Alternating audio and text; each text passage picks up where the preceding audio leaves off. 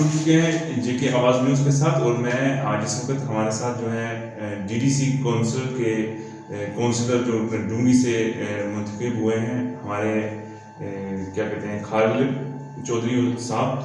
आज हम इनसे बात करेंगे, मुख्तलिफ जो है वो मालूमात जो है आप तक पहुँचाएँगे, डेवलपमेंट की बात करेंगे, उसके अलावा कोविड को लेकर भी बात करेंगे और दीगर जो छोटे मोटे जो इश्यूज हमारे राजौरी के अंदर रहते हैं, हम आज उस बारे में हम इनसे बात करेंगे। खालिद साहब, सबसे पहले तो आपका जो है आवाज़ न्यूज़ में बहुत बहुत खैर मकदम। शुक्रिया जी, शुक्रिया, आपने टाइम दिया, मौका दिया। खालिद साहब, सबसे पहले हम बात करेंगे आपकी अपनी जो डूंगी कॉन्स्टिट्यूंसी है, डीडीसी कॉन्स्टिट्यूंसी, इसके हवाले से, क्योंकि इस वक्त जो है वो काउंसिल जो है वो प्लान वगैरह बना रही है इस वक्त अपनी अपनी कॉन्स्टिट्यूंसी को लेकर, चाहे वो आपका पर्सनल फंड्स का प्लान हो, चाहे जनरल प्लान हो।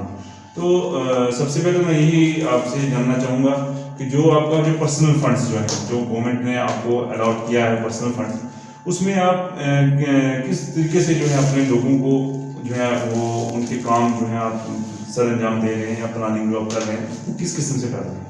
शुक्रिया जी आपका, बहुत आपने मौका दिया हमें। देखिए, जो आपने सवाल पूछे हैं डेवलपमेंट का, देखिए जो आपने प्लान बनाए हैं अभी, जो हमारे डीडीसी के फंड्स के प्लान थे, वो आपने ज़्यादा से लोगों के काम जो रखे हैं वो रोडों के रखे हैं, क्योंकि ये बॉर्डर एरिया है हमारा डूंगी ब्लॉक। तो डूंगी के अंदर रोडों की बड़ी कमी थी, तो मैक्सिमम मैंने लोगों के रोडों के काम रखे हैं। तो उससे हट के बिजली के भी काम रखे हैं हमने, पीएचई डिपार्टमेंट के भी रखे हैं। तो पूरे डिपार्टमेंट के हमने साथ में लगा के पूरा प्लान बनाया और प्रॉपर तरीके से मैं लोगों के काम कर रहा हूँ। और जो हमारे इस प्लान से हट के जो दूसरे प्लान बनाए थे हमने पिछले महीने में, वो प्लान हमारे ये थे कि उसमें PWD PMGSY और PWD और नबार्ड की जो रोडें हैं वो भी हमने प्रोजेक्ट बना के हमने दी हैं डिपार्टमेंट को। और जो हमारे बंकर्स थे, बंकर्स के भी हमने काफ़ी सारी लिस्टें बना के डी सी पर नवर की हैं और अपने डिपार्टमेंट को भी नवर की हैं। तो मैं प्रॉपर तरीके से लोगों का काम कर रहा हूँ और मैं हर जगह पहुँच के लोगों की पूरी समस्या सुन रहा हूँ। खालिद साहब, जैसे आपने कहा बंकर्स के हवाले से, कई बार जो है लोगों की तरफ से शिकायत भी आती है कि जो बंकर्स बन रहे हैं या जो बन चुके हैं वो बड़े मतलब सही तरीके से वो नहीं बनाए गए हैं। कई बंकर्स ऐसे देखे गए हैं जहाँ पे जो है वो बारिश का पानी चला जाता है और पानी निकलने की जगह नहीं है। कुछ बंकर्स ऐसे हैं जिनकी ड्राइंग जो है वो सही नहीं बनी है। तो इस हवाले से आप क्या समझते हैं कि ये टेक्निकल फॉल्ट है या जो बनाने वाला जो ठेकेदार है उसकी तरफ से फॉल्ट है? देखिए, जो आपने सवाल पूछा है बंकर के बारे में, देखिए जो बंकर है, बंकर तो प्रॉपर तरीके से बनने चाहिए। डिपार्टमेंट को भी इसमें पूरा फोकस रखना चाहिए, जिसको काम दिया कॉन्ट्रैक्टर को उसको भी पूरे फोकस से और पूरे प्रॉपर तरीके से काम करना चाहिए, क्योंकि दोनों पार्टियों की गलती है इसमें। क्योंकि दोनों पार्टियां अगर ये कंप्रेस्ड मतलब करके अच्छे तरीके से काम करते तो उसमें बेहतर रहता, क्योंकि एक चीज़ अगर बन जाती है तो उसको फ़ायदा लोगों को मिलना चाहिए। ये तो है, इसमें हम बोलते हैं कि बिल्कुल जो आपकी बात राइट है। इसके अलावा अगर हम बात करें, जैसे आप प्लान बन रहे हैं इस वक्त, आपने अपना जो डीडीसी फंड्स का जो प्लान आपने बनाया, जो भी आपको फंड्स जो अलॉट हुए होंगे उसके मुताबिक, इसके अलावा हटकर जनरल प्लान की अगर हम बात करें, जैसे लोगों के आज भी शिकायत आती है कि यहाँ पे जो बिजली की जो तारें होती हैं वो आज भी दरख्त के ऊपर लटकी हुई हैं, पोल नहीं है।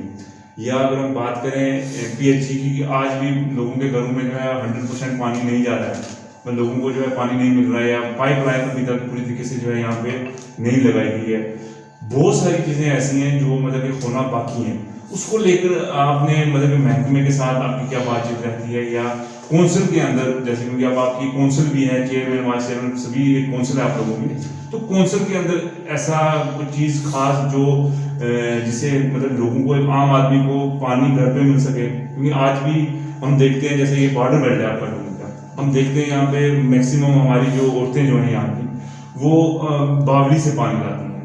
या बिजली का अगर मसला हो तो कई बार तेज़ हवा चलने से जो है दरख्त गिर जाती हैं, उससे बिजली की तारें टूट जाती हैं। तो ये बड़ा एक लोगों का एक जेन्युइन मसला है, जो लोग चाहते हैं कि ये बेसिक चीज़ें होनी चाहिए। इस हवाले से आपका क्या रोल रहा है इस वक्त तक, और आइंदा आप क्या काम करने वाले हैं? देखिए, जो आपने PHE के बारे में पूछा है, पानी के बारे में, ये मैंने पूरे एरिए में पंचायत वाइज से दौरा किया है। तो उसमें मैंने प्लान दिए बना के, कितने पोल चाहिए और कितने इसमें ये कितनी पाइपें चाहिए इसके लिए। और मैंने ये जल जीवन में ये बॉर्डर एरिया की हर पंचायतों को प्रायोरिटी में रखा है, अंदरूर से लेकर नाका तक। तो कुछ जगह से काम शुरू भी करवा दिए हैं। तो मैंने ये बात भी की है कि जल्दी से मेरे एरिया में काम शुरू होना चाहिए। तो ये प्रॉपर तरीके से अभी काम लोगों के चलने हैं और हर घर में पानी जो है मैं पूरी कोशिश कर रहा हूँ कि हर लोगों को समस्या जो है उसकी मतलब नज़ादा करके ये पानी मिलना चाहिए। तो मैं काफ़ी से लोगों से ये बातचीत करके और ये काम काफ़ी स्पीड में करवा रहा हूँ। रूरल डेवलपमेंट की अगर हम बात करें, क्योंकि बेसिकली आप रूरल डेवलपमेंट से ही कनेक्टेड हो, जो डीडीसी जो काउंसिल है, इस वक्त लोगों की जो ज़्यादातर शिकायत आती है यही आ रही है कि जो रूरल डेवलपमेंट में जो टेंडर का सिस्टम शुरू किया है, ठेकेदारी निज़ाम जो लाया गया है, ये दुरुस्त नहीं है। क्योंकि 2 लाख या 3 लाख के काम का भी इवन के हमने देखा है, मैंने खुद भी देखा है कि 1-1 लाख रुपए का काम जो है वो भी टेंडर किया जा रहा है रूरल डेवलपमेंट के अंदर। और जो 1 लाख रुपए का काम लेगा नेचुरली है वो 10-20 हज़ार का घाटे में उठाएगा। तो आप समझते हैं क्या लाख रुपए का काम 70-80 हज़ार रुपए में जेन्युइन जमीन के ऊपर हो पाएगा, या ठेकेदारी निज़ाम से जो है कुछ ना कुछ बदलाव आएगा? देखिए जो आपने पूछा है टेंडर का मसला है, टेंडर का जो हमने बात की है वो 3 लाख से ऊपर टेंडर है। हम कोशिश करेंगे इसे बढ़ा के 5-6 लाख तक ले जाएंगे, हम कोशिश करेंगे। लेकिन आज भी हम देख रहे हैं कुछ पंचायतें ऐसी हैं जहाँ पे लाख रुपए का भी टेंडर लगा है। तो लाख रुपए का टेंडर अगर 70,000 रुपए का बंदा लेता है तो 70,000 रुपए में वो जमीन पर क्या लगाएगा और खुद क्या करेगा? इसके बारे में हमने बात करनी थी, क्योंकि कोविड का मसला भी में बैठ गया, तो इसमें हमने डिस्कस करनी थी हाजी साहब से, गवर्नर साहब से। तो ये हमारी मीटिंग कैंसिल हो गई। तो इसमें हमारी कौंसिल से बैठेगी, हम पक्का बात करेंगे, क्योंकि लोगों के जो काम आपने सही बताया कि जो लाख रुपए के काम होने वो प्रॉपर तरीके से नहीं होते।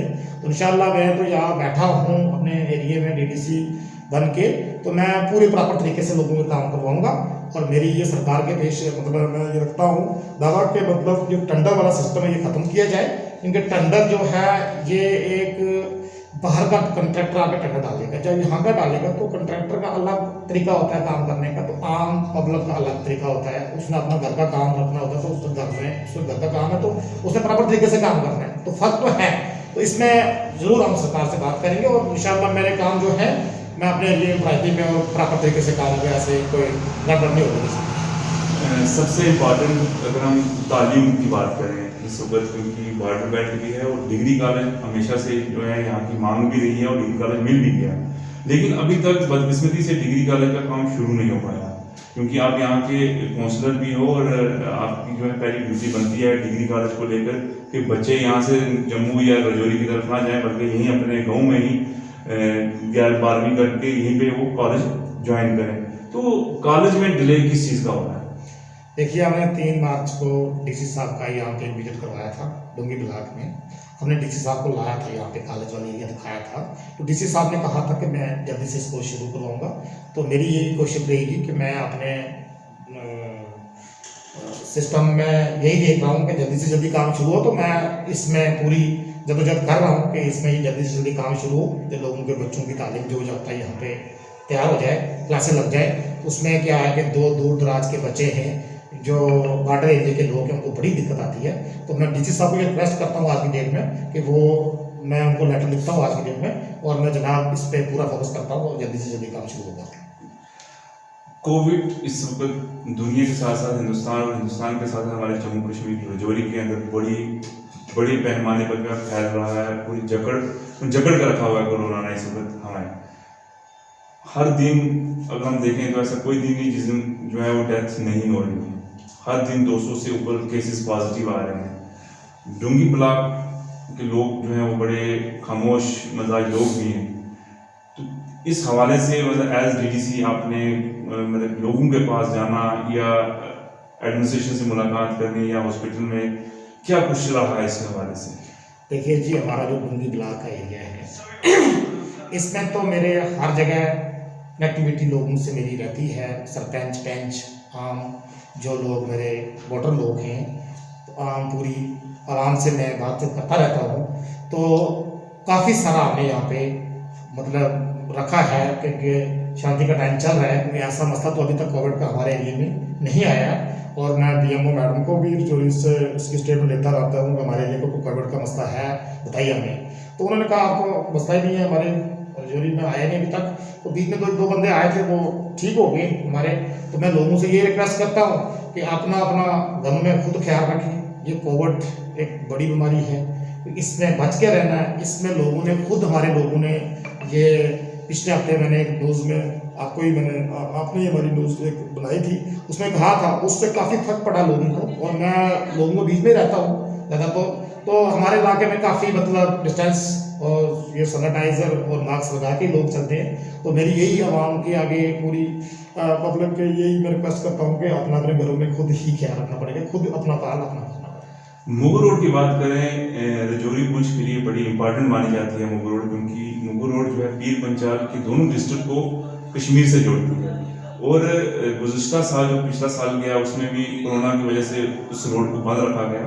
और ये साल भी जो है जब क्योंकि अप्रैल में ट्रैफिक शुरू होनी थी मुगल रोड पे, लेकिन बदकिस्मती से अभी तक ट्रैफिक खुली नहीं है। और काफ़ी जगह से आवाज़ें भी उठ रही हैं रजौरी पुंछ से कि मुगल रोड को खोला जाए, क्योंकि एक तो खास ये है इसमें कि जो ट्राइब लोग हैं हमारे यहाँ वो इसी रूट को पसंद करते हैं अपने जो है अपने ठिकानों पे जाने के लिए। तो फिर भी अभी तक गवर्नमेंट की तरफ से कुछ नहीं आया, परेशानी बहुत ज़्यादा है। तो आप क्या समझते हैं कि इस मुगल रोड को खोलने के लिए क्या करना चाहिए, या खोलनी चाहिए या नहीं खोलनी चाहिए?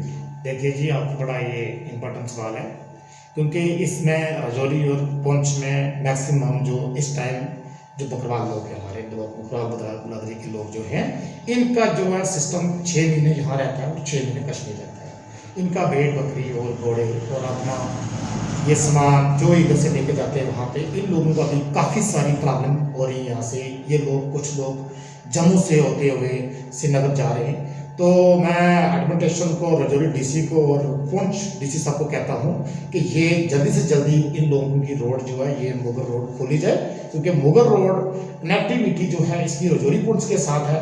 इस दौर में, कोविड में, ये लोग वहाँ से घूम के जाएंगे तो इनको लोगों को बहुत बड़ी प्रॉब्लम है। तो यहाँ से अगर इन लोगों को ये रास्ता जल्दी खोल जाएगा तो इन लोगों के लिए बेहतर रहेगा। तो आज ही मेरे पास यहाँ पे काफ़ी सारे लोग आए हुए थे, वो कुछ लोग यहाँ पे ईद के बाद जाना चाहते थे। अब जो ईद के बाद लोग जाने वाले हैं तो उनको रास्ते में जगह जगह गाड़ियाँ रोक के चेकिंग की जा रही है कि डीसी साहब की परमिशन लाओ और तभी आपको छोड़ेंगे। तो मैं रजौरी डीसी साहब को ये रिक्वेस्ट करता हूँ कि रजौरी को डीसी साहब ये मैसेज करें डीसी पुंछ वालों को कि वहाँ से, और एडमिनिस्ट्रेशन एसएसपी पुंछ वालों को, तो मैं रजौरी मैम एसएसपी को भी कहता हूँ कि ये इस पे बड़ा फोकस करें, क्योंकि ये अहम बात है हमारी। क्योंकि ये इस वक्त लोगों का आना जाना बड़ा मुश्किल हो रहा है कि जम्मू से बहुत बड़ा लंबा सफर पड़ता है, 1000 किलोमीटर, 500, 700-800 किलोमीटर, 700-800 किलोमीटर पड़ता है वो। तो यहाँ से नज़दीक है, यहाँ से बंदा अभी निकलेगा तो 2-3 घंटे में मतलब श्रीनगर पहुँच जाता है। तो ये लोगों की बड़ी समस्या है। तो मैं इस समस्या को लेके आज वैसे भी डीसी साहब से मैंने डिस्कस करनी थी 2 दिन में, तो मैं टाइम लेके डीसी साहब से करूँगा इस बारे में डिस्कस, क्योंकि जल्दी से जल्दी रोड खुली जाए, क्योंकि लोगों को आने जाने में बहुत बड़ी दिक्कत हो रही है। तो इसके तो मुझे बहुत ज़्यादा लोगों के फ़ोन आ रहे हैं कि बकराल लोग कुछ निकल गए हैं बेचारे, कुछ तो रह गए हैं जो ईद के बाद जाने जाते थे। तो वो अब मसला बन गया इनका। अब इनकी हर जगह ये कोरोना का चल रहा है हमारा, पूरे जम्मू कश्मीर में, हिंदुस्तान में ये बड़ा मतलब केसेस ज़्यादा आ रहे हैं, मसला बड़ा ख़राब है। तो मैं रजौरी डीसी साहब को दोबारा से रिक्वेस्ट करता हूँ और एसएसपी मैम को कहता हूँ रजौरी से, और यहाँ से ये मैसेज करें एसएसपी पुंछ और एसएसपी पुंछ को करें, तो डीसी साहब पुंछ को करेंगे कि जल्दी से जल्दी हमारा जो है मुगल रोड का रास्ता खुला जाए 2-3 दिन में, क्योंकि लोगों को बहुत ही अतश ही प्रॉब्लम हो रही है। तो बहुत लोग मजबूर हैं, कुछ लोगों के पास पैसा नहीं है, वो लोग पैदल जाना चाहते थे।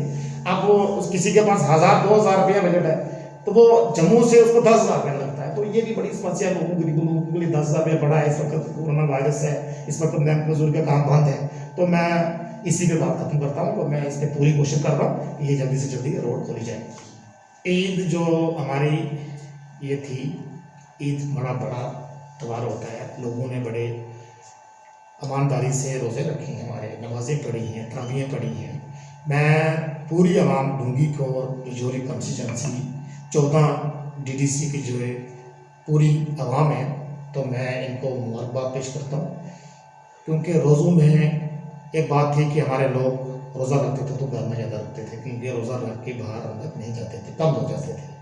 अब मैं पूरी आवाम को एक रिक्वेस्ट करता हूँ, क्योंकि इसमें जब रोज़ा हमारा था, चलो हमारे रोज़े में बरकत थी, अल्लाह ताला की तरफ से ताकत थी, तो उसमें काफ़ी सारी बातें जो है हमारी इसमें कोरोना में नहीं आती थी। तो लिहाजा जब ये कोरोना, जब ये ऐसी बीमारी है, तो इसमें मैं अपनी आवाम को ये बात करता हूँ, रिक्वेस्ट करता हूँ कि इस मसले में बड़े दूर दराज इलाके में ना जाएं, कि अपने अपने घरों में रहें, अपने अपने रिश्तेदारों के घरों में ना जाएं, आपने अपने दूर दराज जहाँ शादी होती है, जहाँ पे बंदे की डेथ हो जाती है, वहाँ थोड़े से आदमी जाएं, इससे काम हो जाए। तो मैं लोगों को पूरी रिक्वेस्ट करता हूँ कि अपने अपने घरों में रहें और सैनिटाइज लगाएं, घर में पूरा सैनिटाइज करें और मास्क लगाएं और मतलब दूर रहें, हर बंदे से दूर, मतलब दूर दराज में इलाके में ना जाएं और अपनी दूरी बना के काम करेंगे, तब भी अपनी पहल हो सकती है। अगर ये चीज़ हम नहीं करेंगे तो हम बच नहीं पाएंगे, क्योंकि कोरोना ऐसा है, इस बात का कोरोना बहुत स्ट्रांग है, इसको लपेट में ले रहा है तो उसको छोड़ नहीं रहा। तो मैं इसलिए शुक्रिया बहुत बहुत। ये थे हमारे साथ खालिद हुसैन चौधरी साहब, डीडीसी काउंसलर डुंगी से। आज हमने इनसे इनके जो प्लानिंग जो इस वक्त बन रही है, आइंदा जो साल में जो प्लानिंग जो काम डेवलपमेंट के होंगे उसके हवाले से बात की। इनसे हमने मुगल रोड के हवाले से बात की, इनसे हमने डिग्री कॉलेज डुंगी के हवाले से बात की, बहुत सारी बातें की। और इन्होंने भी क्लियर कहा है कि मेरा हर काम आवाम के लिए है, मुझे किसी भी चीज़ की लालच नहीं है, आवाम के काम होंगे तो मैं उसमें ही शुक्रिया अदा करूँगा सबका कि लोगों के काम हो रहे हैं। लेकिन साथ में उन्होंने ये भी कोविड को लेकर उन्होंने अपील भी की है अपने लोगों से, डुंगी के लोगों से, ज़िला के लोगों से, कि वो दूरी, आपस में दूरी बनाकर रखें, मास्क का इस्तेमाल करें, सैनिटाइज़र का इस्तेमाल करें और ज़्यादा रश वाली जगहों में ना जाएं, चाहे वो शादी ब्याह का मसला हो या किसी के घर मातम का मसला हो। इन्होंने मुगल रोड के हवाले से भी हमसे बात की और एडमिनिस्ट्रेशन से इन्होंने अपील की है कि वो हायर अथॉरिटी तक मैसेज दे ताकि मुगल रोड को जल्द अज जल्द रिस्टोर किया जा सके, मुगल रोड को वापस एक बार शुरू किया जा सके, क्योंकि ट्राइब लोगों का जो है आने जाने में काफ़ी मुश्किलात हो रही है, आम पब्लिक का आने जाने में बड़ी मुश्किलात हो रही है। लिहाजा जो कुछ भी बातें उन्होंने की हमने आप तक पहुंचा दी और हम ये रिक्वेस्ट करते हैं अपने व्यूवर्स से, अपने हमारे देखने वाले लोगों से कि वो हमारे इस पैगाम को, हमारे इस वीडियो को ज़्यादा से ज़्यादा शेयर करें ताकि ये वीडियो ये जो है हायर अथॉरिटी तक पहुंच सके, एलजी हुकूमत तक पहुंच सके और जो कुछ बातें इन्होंने की है ताकि उसका वो मसले हल भी हो सके। एक बार फिर से मैं अपने व्यूवर्स का शुक्रिया अदा करता हूं और मुझे उम्मीद है कि हमारे व्यूवर्स जेके आवाज़ न्यूज़ की अगली न्यूज़ के लिए बेकरार रहेंगे और जल्द ही हम अगली न्यूज़ के साथ आपके साथ में हाजिर होंगे। शुक्रिया वादा।